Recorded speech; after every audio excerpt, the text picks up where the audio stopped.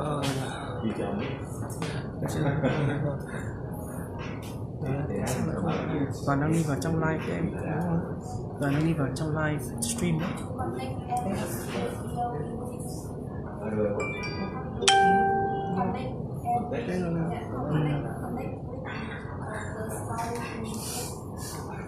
Có một độ trình Yes. Together, and they sort of come together.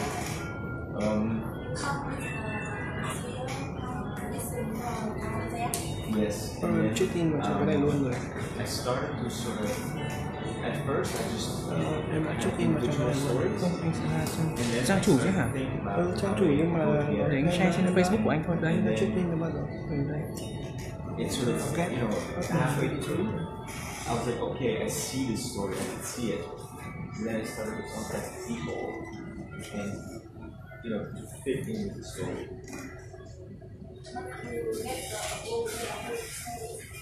Sorry? Yes. Yeah. We all signed off on the story. Yes. So it was good.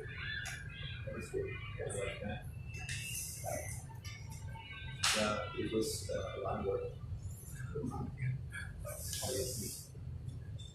But it's a long, it was a very long process to do it all. But it all worked out in our year. This is the first book that you used to write articles. So maybe 1,000 words per article. And I wrote a big feature article that was maybe 2,500 words. But this is more like 65,000 words. Or maybe even more, 70. It's a lot. Versus one article. Well, it's a different writing style. You have to build the narrative. Có hai báo nhưng mà in a short article, you have to get to the point very quickly. Here you need to add more color, more details, more. You can set it the story.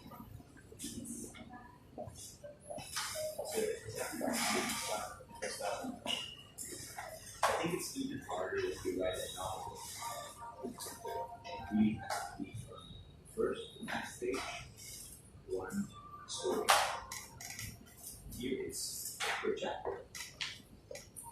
So it was like 7,000 sparkle back.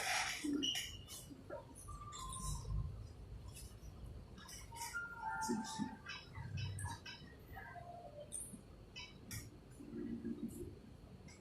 I'm gonna say hi to right back. See. Yes.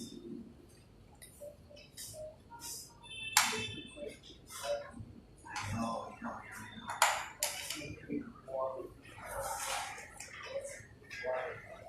It's fine.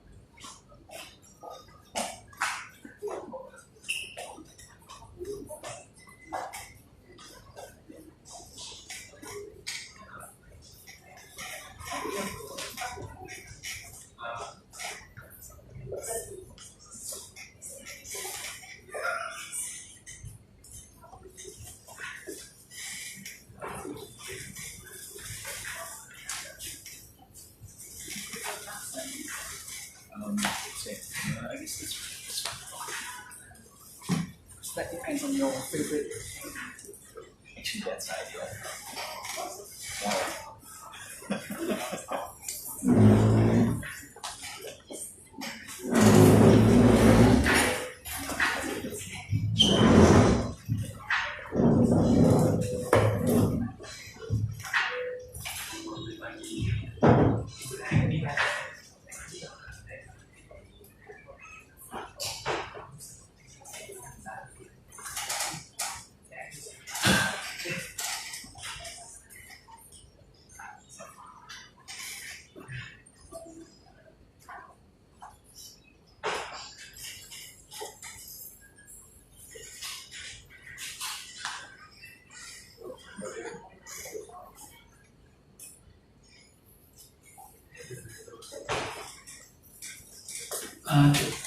Xin chào tất cả các bạn, quý vị và các bạn đã đến tham dự cái buổi talk show.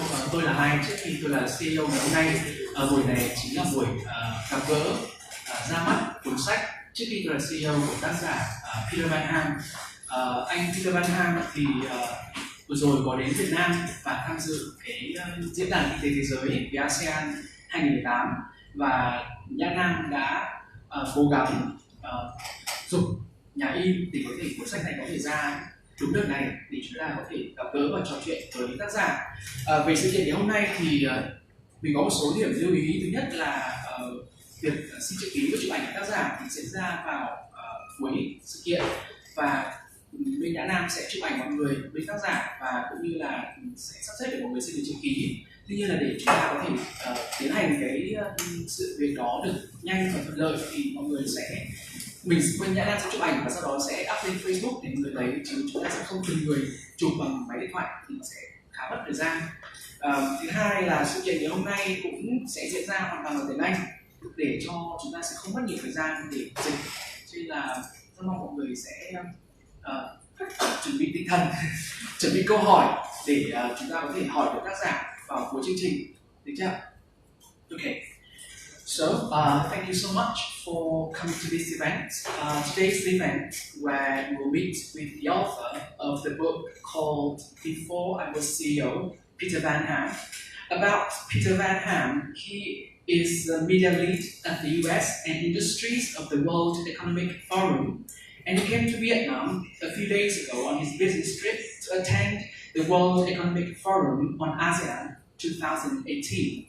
So we won't take much time of you. We will meet with the author of Before I Was CEO, Peter Van Ham.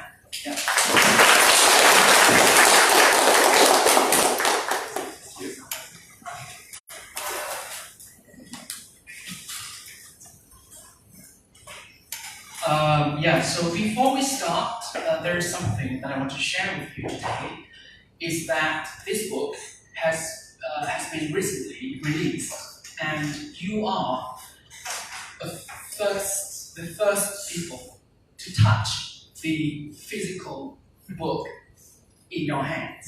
So basically tomorrow or Sunday it will be published. So it's kind of a really big privilege.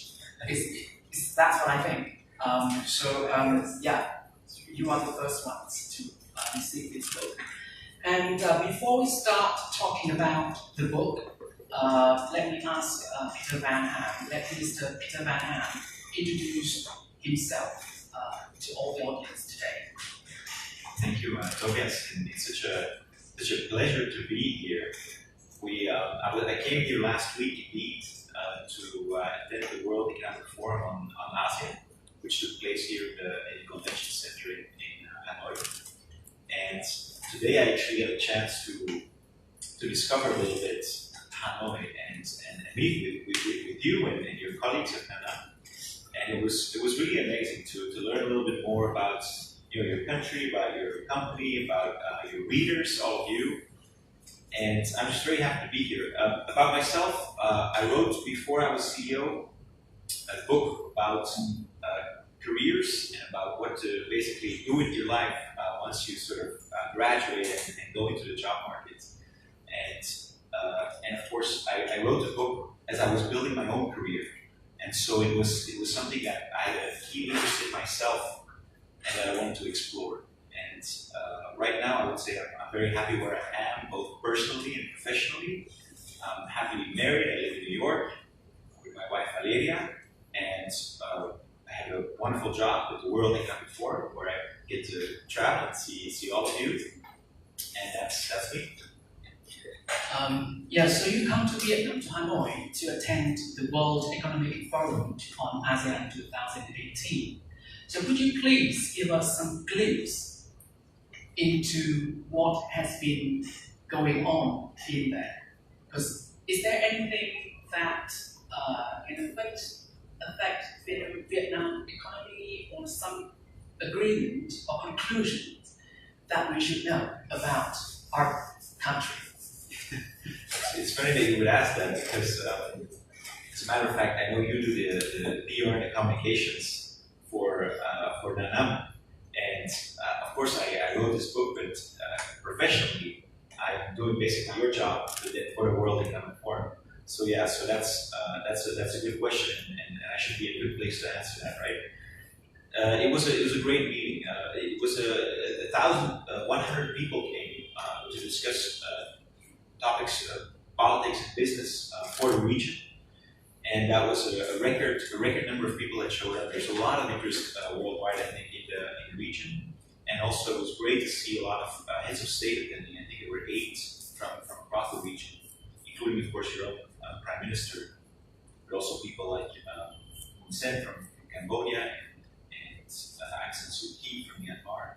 And it was great to hear them think and reflect on the digital future of their countries. And that was a main topic of discussion, was what we call the fourth industrial revolution at the World Economic Forum.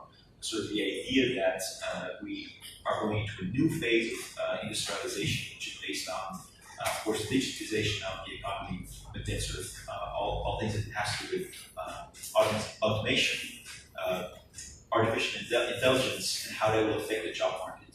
And so we talked a lot about that. It was very interesting. I would say if you're more interested in this, then you should go and check out. You can see a lot of the sessions that we did, and you can do so online for sure. Perfect. We'll sure check that out later. So before we talk about the signals that you wrote in your book, could you please share your story? How did you come up? Or how did you end up in your position right now, being the media lead for World Economic Forum?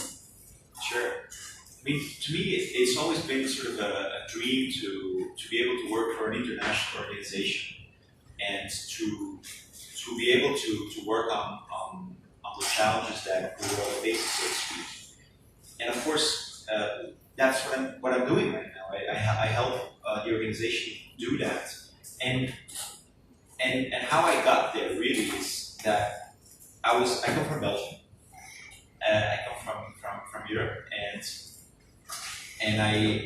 when I was in high school, I was already interested in those kinds of things, you know, like the model European Parliament or the model United Nations, or the debate clubs. I'm sure some of you have done that as well.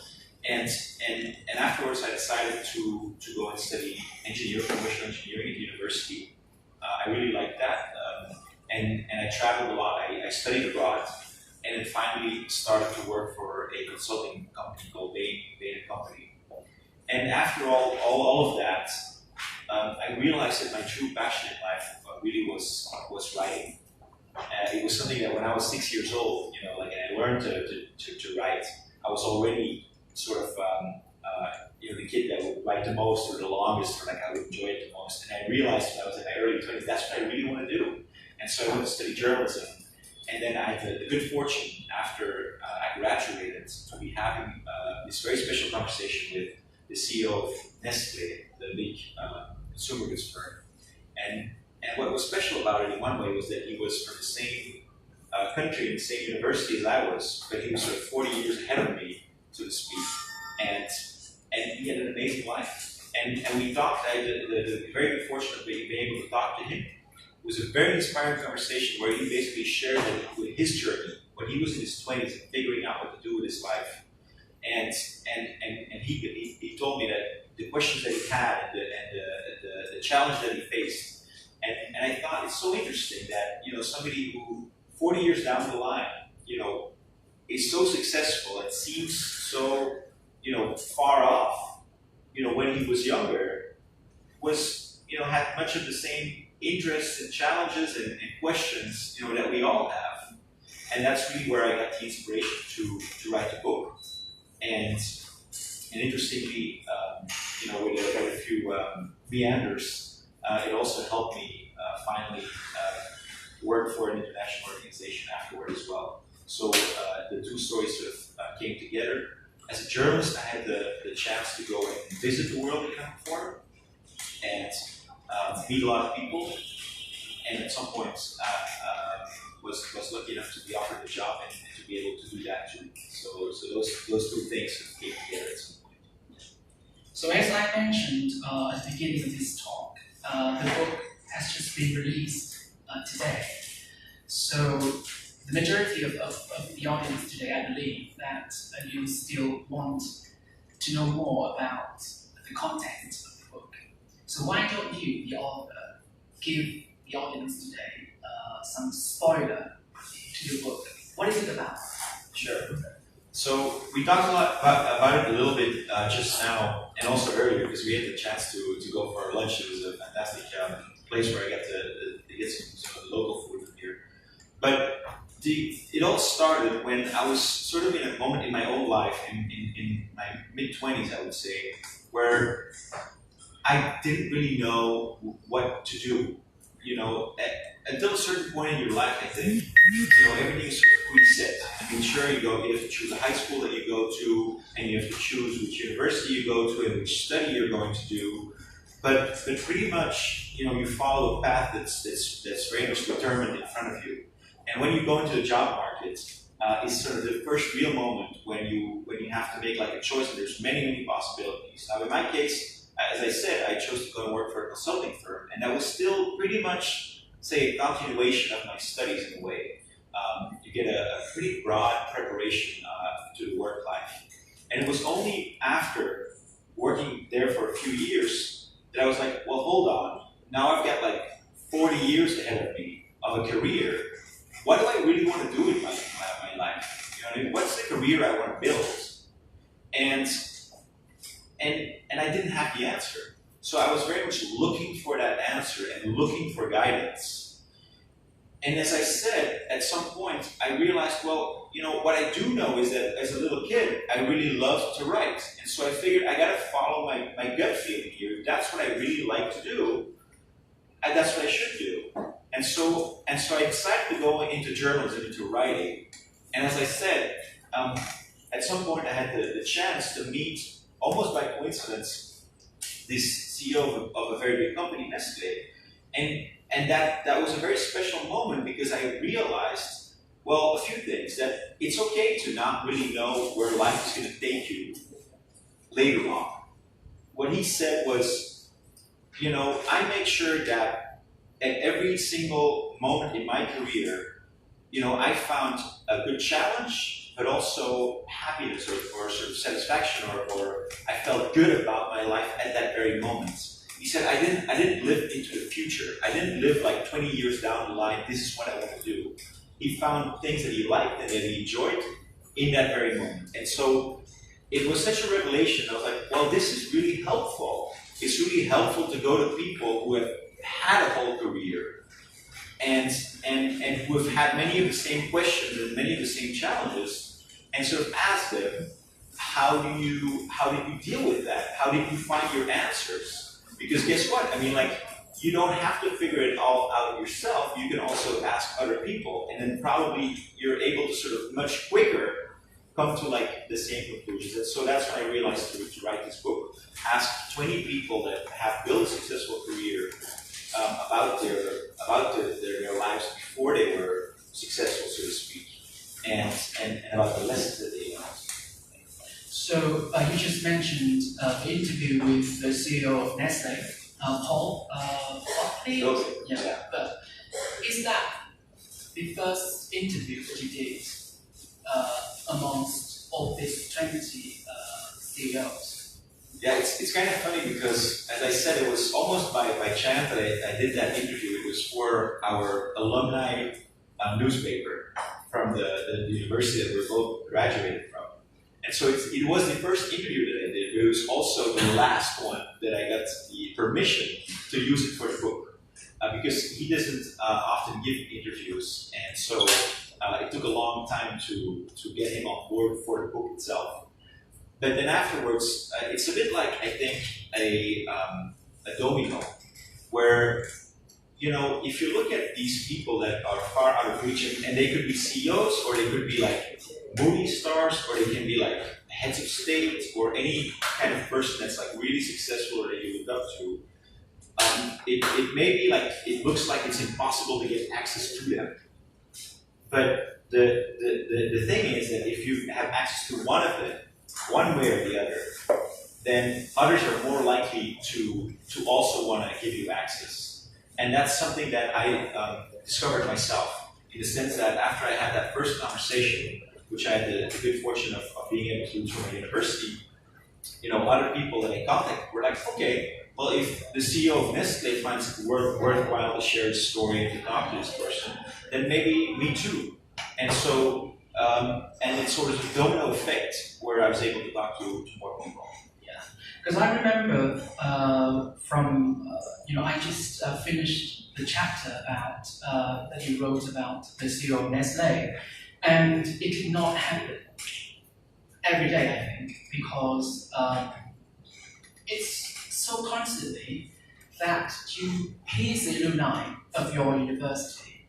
And I still remember the detail of your editor. At that time, you were interning for a newspaper, and your editor tried to contact the CEO of Nestle, but he could not do it. And then you, an intern, could do it because you can, pull some string, I think.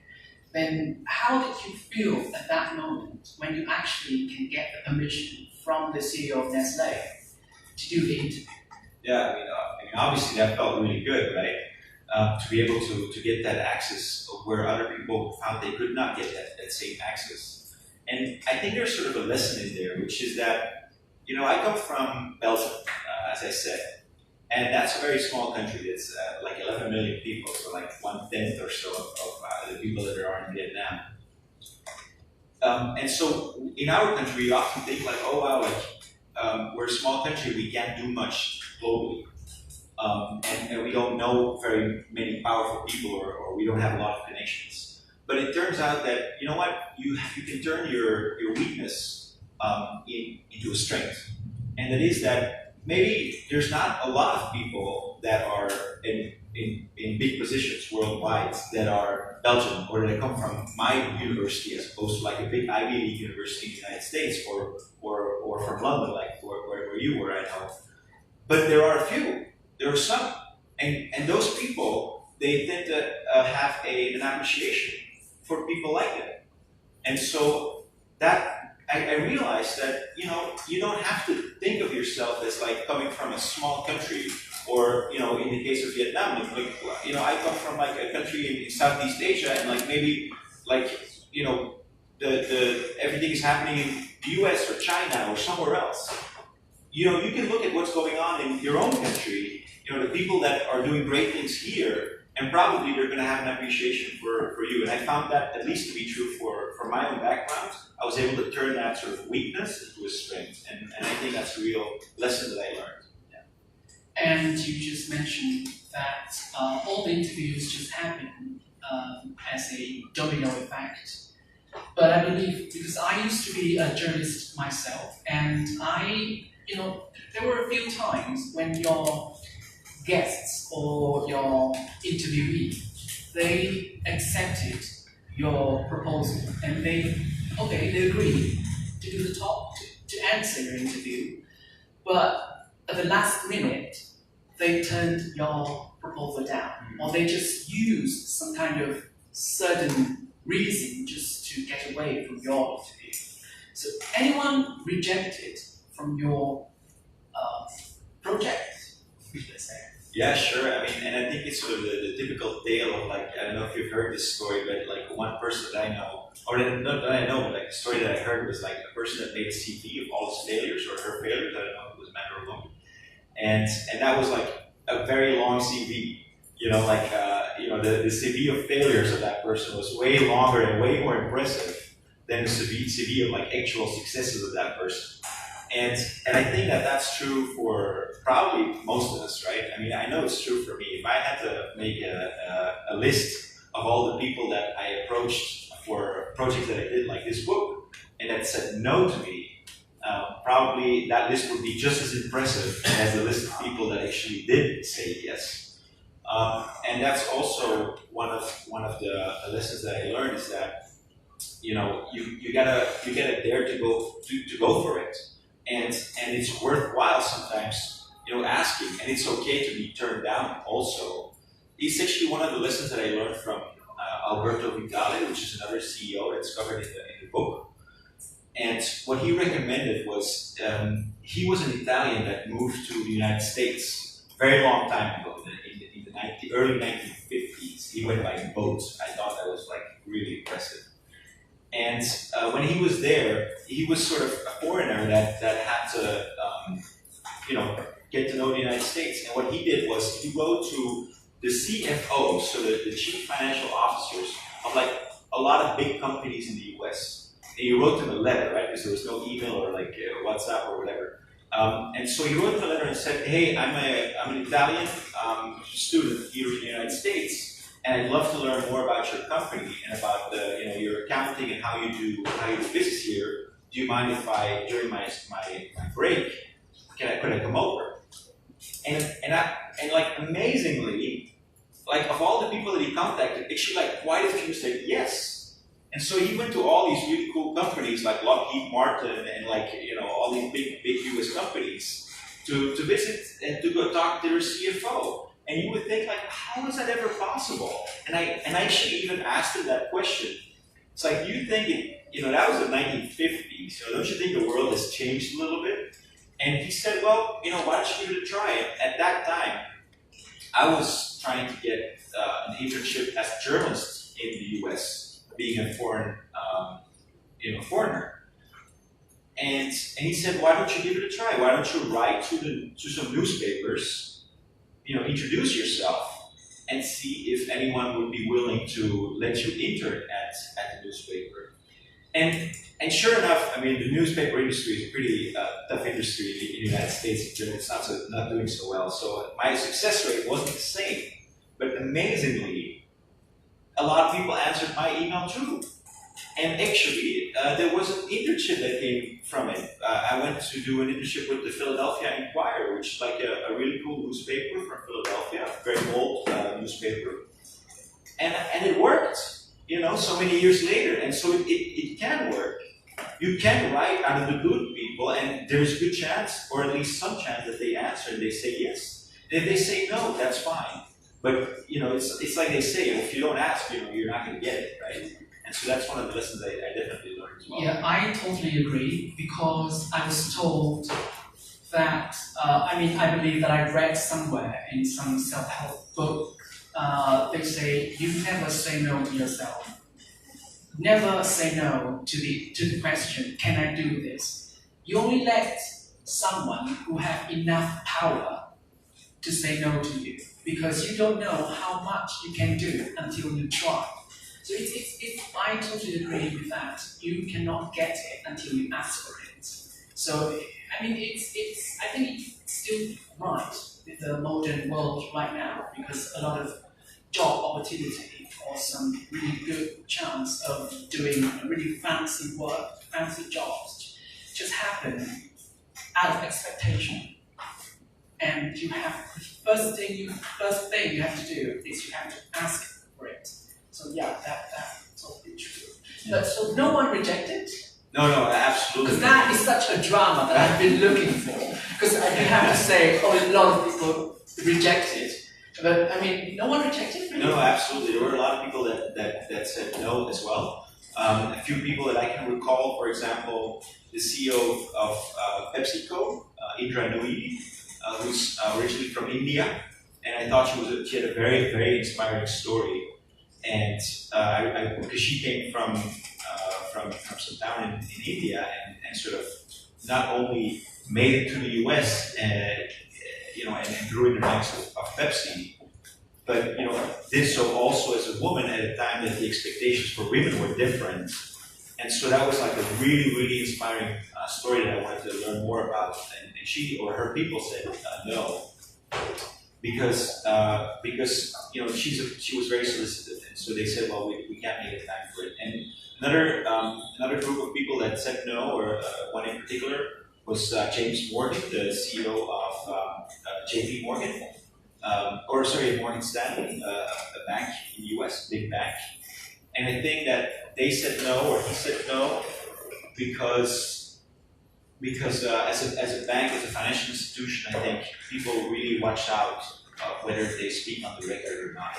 Now, I really wanted to talk to him in particular because he had studied at Columbia University, where I finally went to do my journalism degree, and he had also lived in the same student house that I lived. And I'd seen him speak at an alumni event as well. And he told a story about how he came from Australia, so like the other side of the world as well, and how he was trying to make it in the US.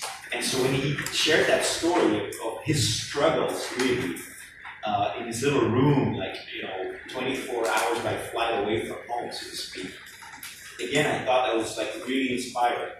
And I hoped he was going to talk more about it for a book, but unfortunately that didn't work out either. So yeah, there were definitely a lot of people that also couldn't make it, but you know it worked out. There were a lot of great people that worked with me, and it all worked out really well. Yeah, I find they're all very inspiring in the book. And you just mentioned Alberto Vidale, and so is he the one you find wonderful? Is Alberto the one you find the most inspiring in the book, or is there any CEO that you find that they are such an inspiration for you? I mean, when I look at people that I spoke to for the book, I mean, I thought they were all inspiring, right? And to a certain extent, I also looked for people that I thought would be inspiring, of course, and in their own way. I mean, for example, I talked to Susan Cameron, who became the CEO of Reynolds American, a big American tobacco company. Now, I'm not a smoker, and I don't particularly like what tobacco companies stand for, but she came from a really small town in Florida, and she was the first of her family to go to college, and also the first of her family to sort of make it to have a career as a woman again, and so she had to get through a lot of glass ceilings, so to speak, along the way, and that was extremely inspiring. Like, how did she do that? You know, and other people were inspired for other reasons. I mean, I also spoke to Steve Davis, who is now the CEO of PATH, which is an NGO, and he came from a small town also in America and moved to China in the early 1980s when he thought that that country was on a path to democracy, and he loved being there. He came to this region also, and he was sort of on this path, like, I'm going to do my best to help countries that are working on their opening up. And finally, he decided to go back to the United States for love. His partner was in Seattle, didn't want to move to abroad, and he had to make a really tough choice. Am I going to work here, something I'm really passionate about, my career, or am I going to choose for love for my partner? And he did the latter. And so I thought that was also very inspiring. And so there were so many people that with inspiring stories in the conversation that I had, and it was really one of the most amazing things about writing the book is to be able to sit down with people and talk about their life. And it often got very personal. So these people that you would look at and they're sort of these iron men and women of the industry, you look at them and they're like the boss, right, of like a really big company, and you're like in awe, maybe like a little bit of fear for them, right? But then when you sit down and they turn out to be people that have their own vulnerabilities and own sensitivities and their own stories. I also had that with the CEO or the chairman of the company that I worked for when I was a consultant, Bain. And that was such a revelation for me. When I worked at that company, like, this was like some god from above. Like, you could not access that person. When I worked there, I could not access that person. But then I finally get a chance to sit down with her for the book. And it turns out that this Iron Lady of consulting, it was Bain, Marie Kadish, she turned out to have an equally inspiring story, and it was a story of like her. She came from Israel, and she moved to the United States, and could barely speak English, and she was telling me that one night she was crying in her room because she was struggling with the language, she was struggling with the culture, she was struggling with so many things, and she wanted to go home, and it finally all went well for her. Ultimately, she became the chairman of the company. But to be able to see that these people that we see as sort of really impressive people nowadays, that they once were like us, so to speak, like with their own doubts and questions. I mean, that was a revelation in itself. Yeah, and you just mentioned one point that I really want to ask you. you want to say that you want to bring out the best of the personality of your CEOs that you have wrote about. And I notice in your writing style, at some part, for example, when you wrote about Alberto Vidale, you tell people the stories of the CEO that you interviewed, but from a third person's point of view. But at some part, for example, with Paul Bockel of Nestle, you just transfer all the dialogue that you did with him, and then you changed to the character's point of view in some paragraph to let him to be the one who tells the story. So why did you do it? Why don't just write the full transcript of the interview? Why do you change through this style to another? You know, in particular with the story of Paul Bilke, I decided to write it down as a Q&A, as an interview, precisely because that was really a light bulb moment for me. Like the light bulb went on, like this eureka moment. And in my own life, it's sort of like pre that interview and post that interview. I sort of got an awareness about this. And so I thought the best way to convey it, hopefully, to let the reader experience that herself or himself, was to follow exactly that same interview. And so that's why I chose, in particular in that case, to go for the interview style. And then generally, I think I follow more sort of a narrative. For the other interviews, I follow sort of more like a story perspective, where like you tell the story as it unfolds, because I believe in the power of narrative. So I think you can connect much more with the lessons that somebody has when you're able to tell the story sort of and you recount it as it had happened. You know, very often people, when they talk about the lessons that they want to share with you, they will sort of do it with hindsight, right? And they will say, oh, you know, to succeed in life, you got to do this or you got to do that.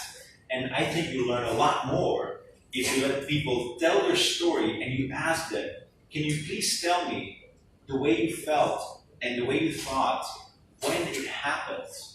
Because with hindsight, we're all very smart, right? And we think we're all very successful, and we can explain why we were successful. But as it happens, as your life happens, you don't have the answers. You have only the questions. You don't know what's the right decision. Should I, stay here? Should I go to another city? Should I study this? Should I study that? Should I go for work here? Should I quit my job? Should I, you don't know the answers. And so I think it's very important to tell the story as it unfolds. That's interesting. And another opinion that I found out when reading this book is that at some part with some CEO, they tend to have the idea that they just need to go with the flow. But with some CEOs, I think they try to grab the opportunity. They try to stay alert with all the opportunities that are given to them. So is there any kind of conflict in the way the CEOs think when you interview the whole 20 CEOs? It's a good question, and the truth is that there's no one answer. And that's one of the other things that I try to convey with the book, is that, at the end of the book I do give like 10 lessons that I learned, right? Or 10 characteristics of how to become a CEO. But it's only the last chapter of the book. And let's say 90% of the book is rather telling individual stories. And the reason why I chose to do that is because I realized that very often the stories are different. And so some people that I talked to, they would have like a very methodological idea of their career. They would say, every 5 years I want to double my salary. And that would be like, that's what I want to do. That's how I'm going to do it. And some other people were like, it's like Paul Wilk, it's like much more important for me to, at the very moment that I'm living, I got to be happy, or I have to have satisfaction from my life then. and so he would make his choices more based on that. Like, does it feel like a good thing to do right now, rather than to think 20 years ahead? Whereas other people would say, you know, I've got a big ambition and I'm going to follow this plan, and it would work for them. And the truth is, there is no one answer, right? So you also have to, in one way or another, trust yourself in that. You have to sort of learn to trust your gut feeling in that. Or you choose whatever mentor you think has the perspective that you feel good about. So I don't think there's really one answer. And perhaps that's why it feels like sometimes it's a little bit contradictory. And I think that's an important lesson too, is that there's no one way to success.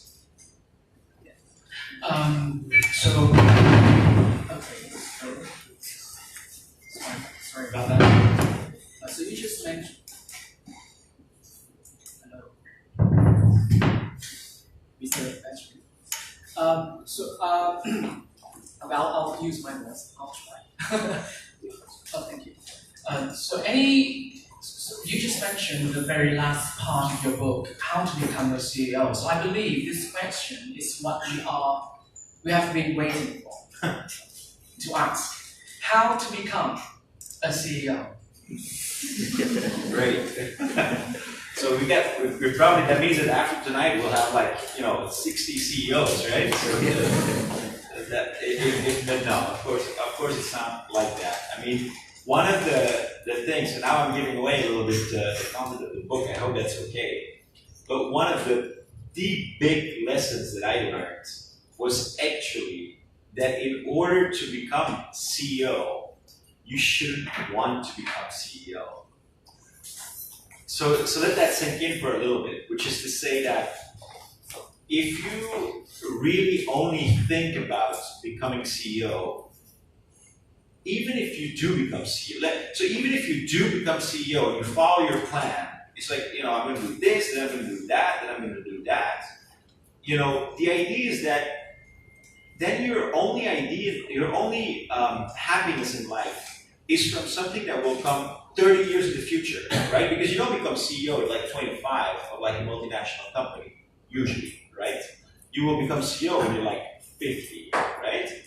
And so that means that for like 25, 30 years, you're basically putting your happiness in the future.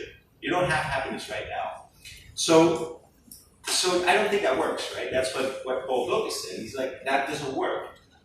Rather, you have to find, you sort of have to make sure that whatever you're doing at that moment is something that you feel good about. And so to become CEO, really, and think about it from a personal perspective, do you want to work with somebody whose only objective is to like get their promotion before you? Or if you're like somebody's boss, do you like to work with somebody who says like, my ambition is to be your boss? I mean, it doesn't work that way. I think it's much more about, are you an enjoyable person? Do you take the time to connect with people? And so I think that trying to be the best person is probably one of the characteristics of somebody who will ultimately become CEO. Now there are of course things that the people that I talk to have in common, right? And for example, all of the CEOs that I talked to, except for one, they built an international career. That is to say, wherever they were from, whether they were from India or the US or Europe or anywhere else, they all left their country at some point to go to another country. And if you want to become the CEO of a big company, a multinational company, I mean, how could it not be like that? Because if you're going to work with like 30 or 40 different cultures, you have to be aware of different cultures. You have to speak different languages. And so that's one thing that they all had in common. Another thing that many of them had in common was the fact that they actually cared a lot about their family, and they saw their family as a building block for their success. And so they were really a team with their partner. And so they made sure that sometimes when it was important, they would make a choice rather than for their career, they would make a choice for their family. And that's, if you think about it in the short term, often you would say, well, that hurts your career because you could get a promotion if you went to there, but instead you chose not to do that. So then you're obviously not going to become CEO. But the truth is that if you take a long-term perspective, it's, as they say, it's a marathon, and you're not going to get there if you don't have a good sort of personal situation going on, often with your family. And so that was another characteristic. They had a very strong bond with their family. They had a very often a long-standing partner.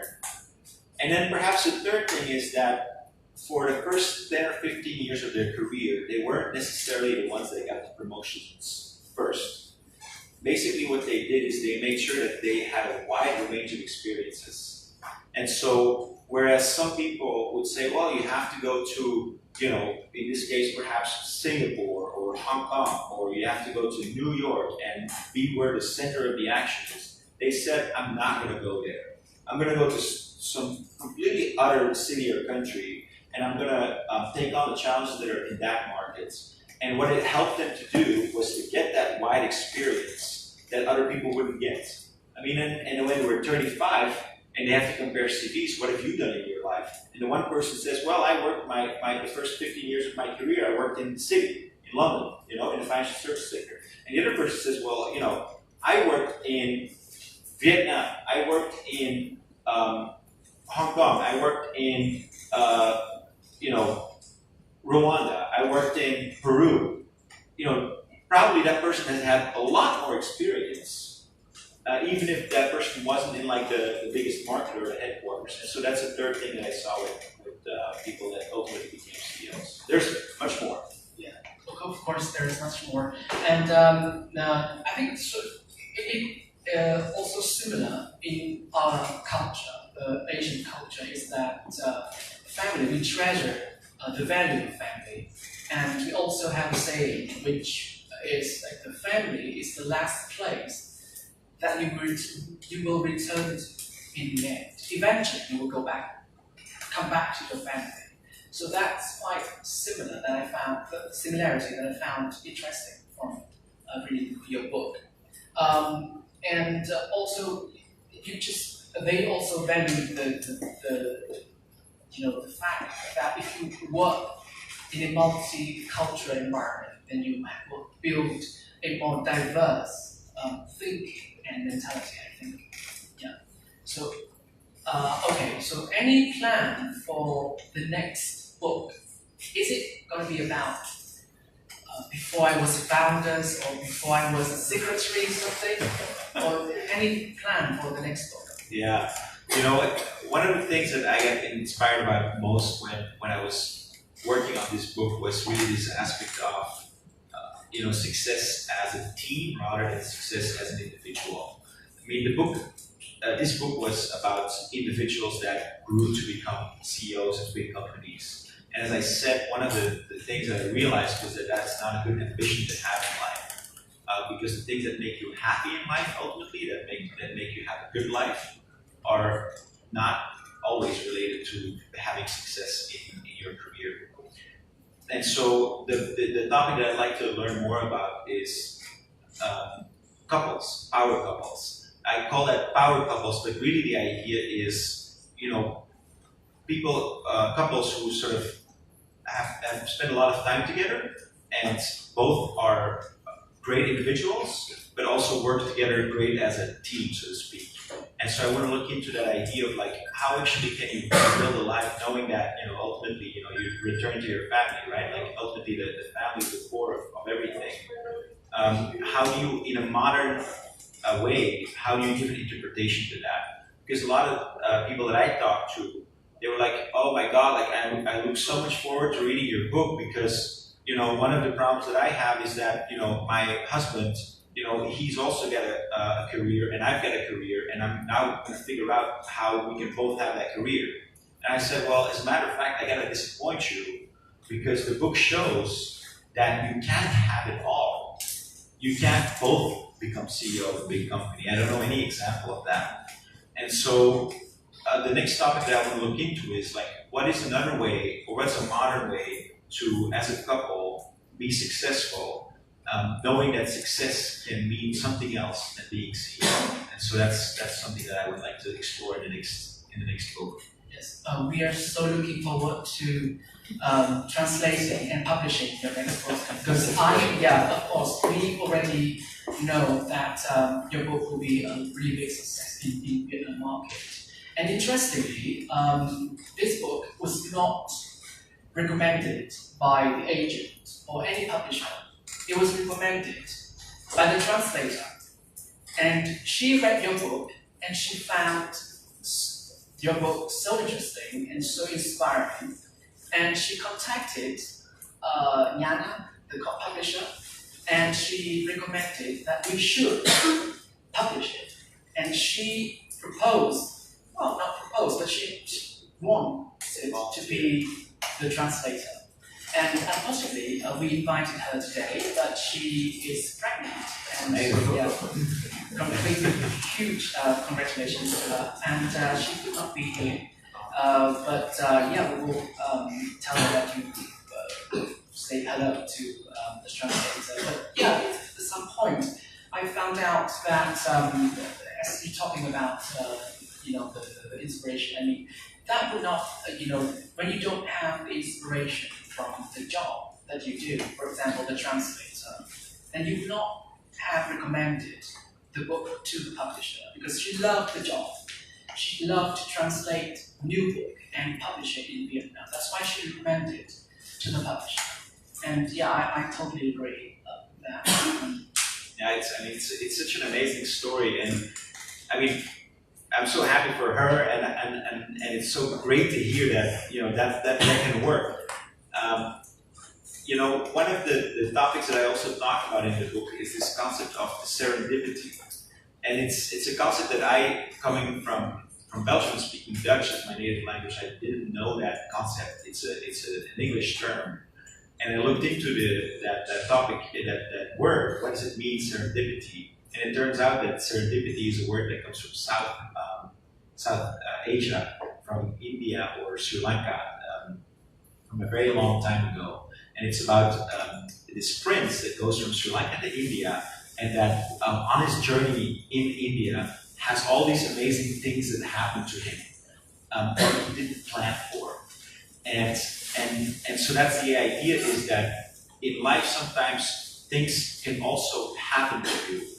And the important thing is that you're open to things happening. If the prince hadn't gone from Sri Lanka to India, he probably would not have had those amazing things happen to him.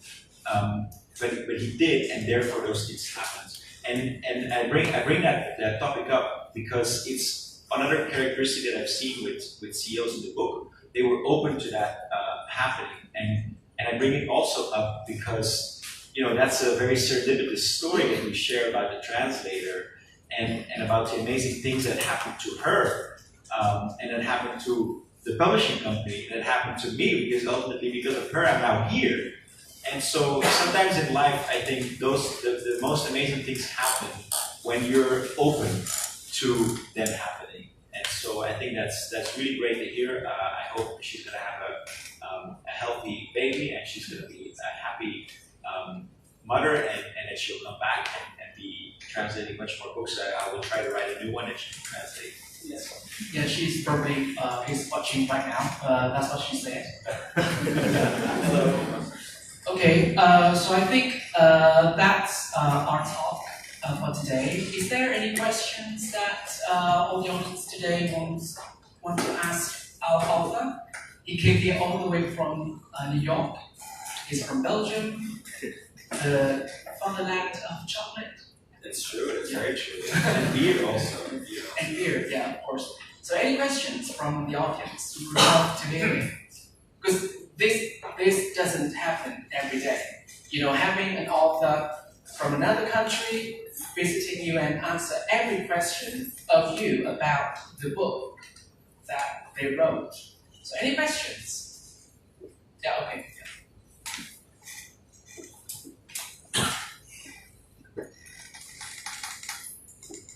Good evening, Peter Graham, Mr. Dung, and everyone. I want to ask you a question, but before I want to ask you a question, I think I'm very lucky to be here tonight. Yes, and I like to write too. So that's the reason why I work on a magazine in Vietnam now. And I think that I totally agree with you that we always be a successful person when we spend our time with the family. Yes, and I want to ask you that I see in your story you talk about the seal, and they always balance the mind and heart. Yes. So I want to ask you how they can do that. And in your opinion, what do you think about the word when we want to capture the emotion or when we want to cooperate with our emotion? What is the more important? Thank you very much. Yeah, thank you for that question, and it makes me hear that you're